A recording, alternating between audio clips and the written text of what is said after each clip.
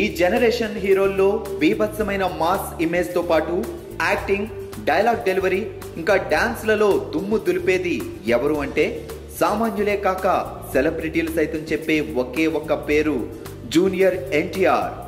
Sukumar direction లో చేస్తున్న నాన్నకు ప్రేమతో తర్వాత కొరటాల శివ డైరెక్షన్ లో ఓ మూవీ చేయడానికి తారక్ గ్రీన్ సిగ్నల్ ఇచ్చాడు.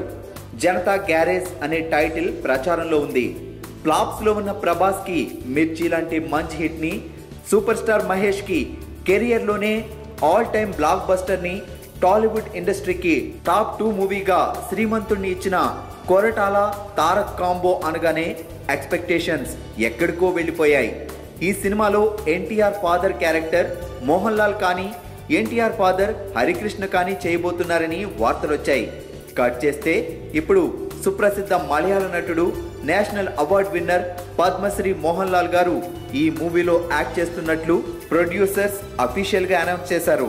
ఎన్టీఆర్ తో పోటాపోటీగా సాగే ఈ క్యారెక్టర్ గురించి వినగానే మోహన్ లాల్ బాగా ఎక్సైట్ అయి వెంటనే ఓకే చేసేశారంట.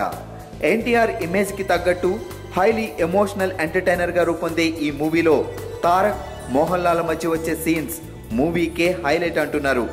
మైత్రి మూవీస్ బ్యానర్ పై శ్రీమంతుడు ప్రొడ్యూసర్స్ ఈ మూవీని నిర్మిస్తుండగా డిఎస్పి మ్యూజిక్ కంపోజ్ చేస్తున్నారు. 2016 ఫస్ట్ హాఫ్ లో షూటింగ్ స్టార్ట్ చేసి కృష్ణా పుష్కరాల సందర్భంగా ఆగస్టు 12న ఈ సినిమాని రిలీజ్ చేయడానికి ప్లాన్ చేస్తున్నారు. Thank you so much for making it such a big success. Thank you for all the love. Thank you for all the acceptance. Thank you for all the comments I've been getting ever since the movie has released. I don't think I've ever gotten so much love in my entire life as much as I've been getting ever since the movie has released.